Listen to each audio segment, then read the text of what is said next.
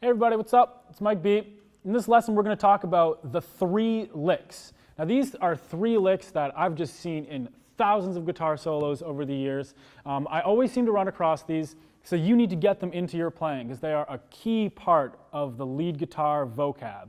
So let's check out the first lick. This is going to be a lick from Sultans of Swing. I'll play it for you first, and then we'll dive into it and check out exactly what's going on here.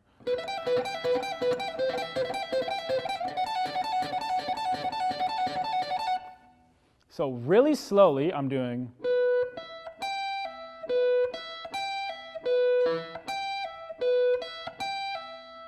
That's all we're going to cover for this part, is just that very first one, because that's the one that you just see all the time, and that's really where the technique comes from, is just that first one. So yeah, we're all the way up here on the 12th fret, covering our B and high E strings. We're going to be playing the B string first with a downstroke. Make sure you're doing the proper picking with a downstroke. After that, we're going to play the high E string, 12th fret, with an upstroke. And from here, we're going to add our pinky to the 15th fret with a downstroke. And then we pull off back to the 12th fret. So that, again,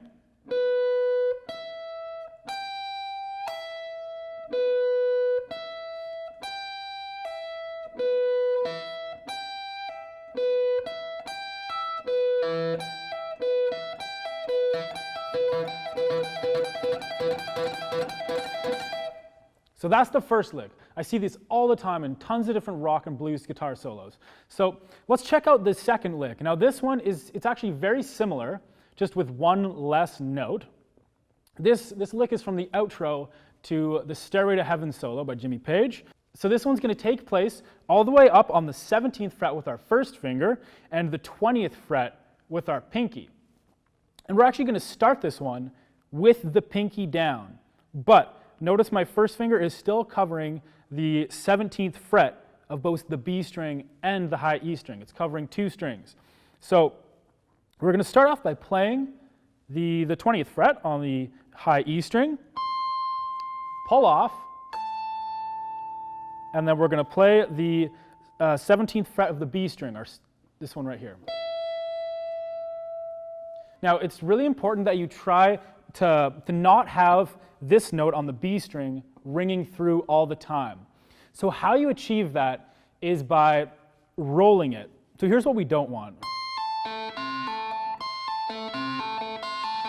We don't want it to sound like a chord. We want them all to be single notes. Now how you achieve that is by rolling with your first finger. This is a good technique to have. It's called the roll, and you're simply just rolling it back. So when you don't need the B string, you roll your finger down so that the B string is muted, even though you're sitting right on top of it and you're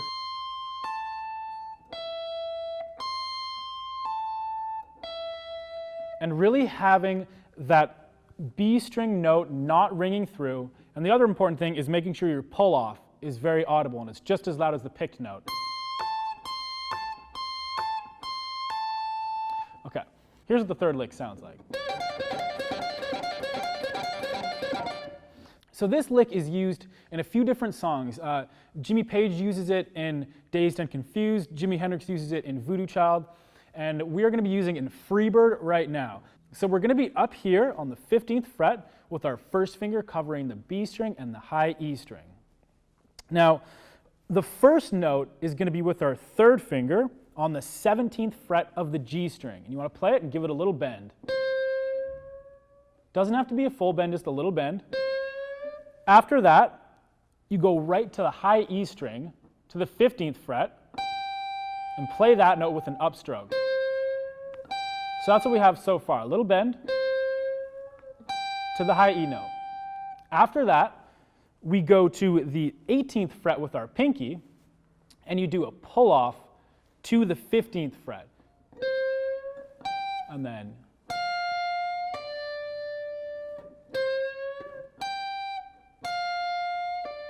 so the whole thing really slowly again. We have bend, E string, B string pull off. Really slowly.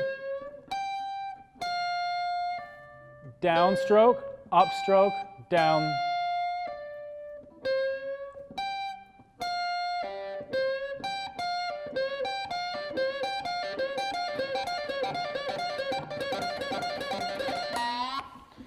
So make sure you're running that really slowly. And again, you're focusing on the B string not ringing out and the high E string not ringing out.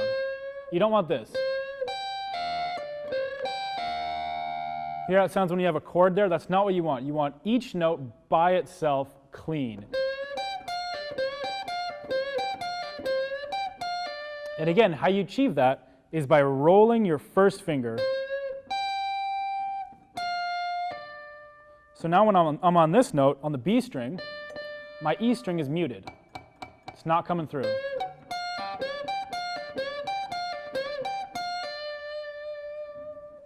So yeah, that's been the 3 licks. Make sure you practice those and get them up to speed and start improvising with them, because they're all over the place in all different kinds of lead guitar playing. So you need to get them into your playing as well. So thanks a lot for checking out this lesson, and I'll catch you in the next one.